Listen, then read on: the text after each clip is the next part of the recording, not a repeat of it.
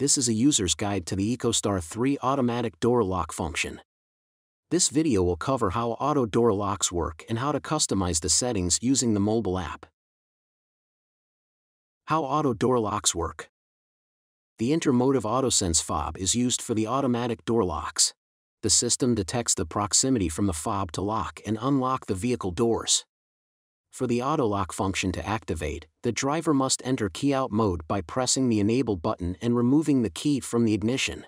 The driver can then exit the vehicle with the fob and key, and EcoStar III will automatically lock the doors. When the driver returns to the vehicle, the doors will automatically unlock. To return to normal operation, insert the key into the ignition and turn to the run position. How to customize settings. To change the distance settings, open the EcoStar III mobile app and select Configuration.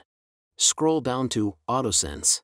Under Lock Distance and Unlock Distance, you can slide the icon to change the proximity for the locks to activate. Please note the scale is not in measurement of feet, but distance estimated by signal strength from the fob.